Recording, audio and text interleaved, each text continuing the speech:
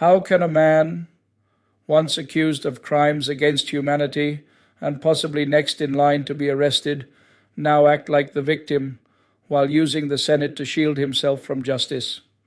This week, Senator Ronald Bato dela Rosa claimed that investigators from the International Criminal Court are in a hotel in Pasay City, allegedly pressuring former and current police officers to sign affidavits about the drug war.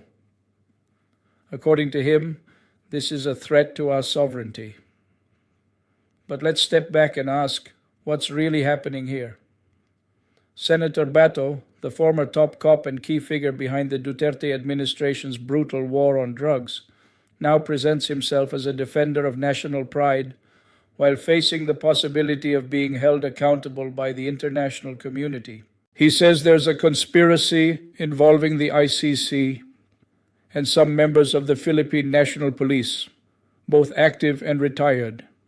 And instead of addressing the accusations head-on, he calls for a Senate investigation, not to seek justice for the victims, but to question the legitimacy of those trying to uncover the truth.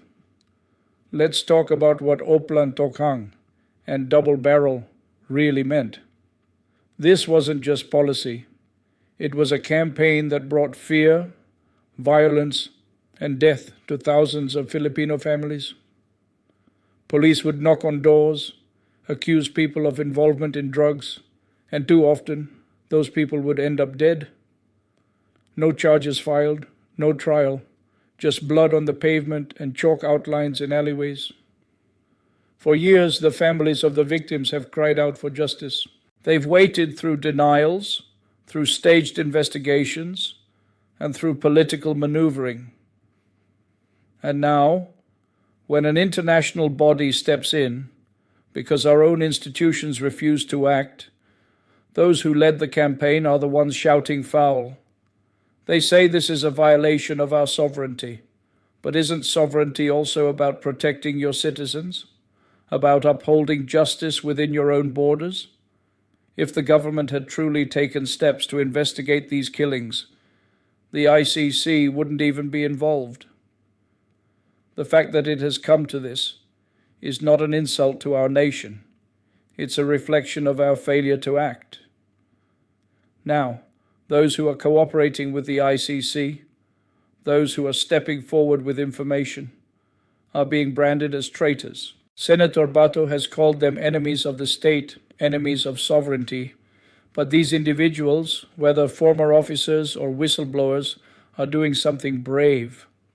They are risking their safety to tell the truth, and they should be protected, not persecuted. Even more alarming is the push to deport the ICC investigators. Imagine that.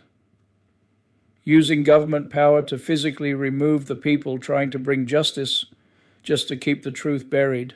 That's not leadership. That's fear. That's the act of someone with something to hide.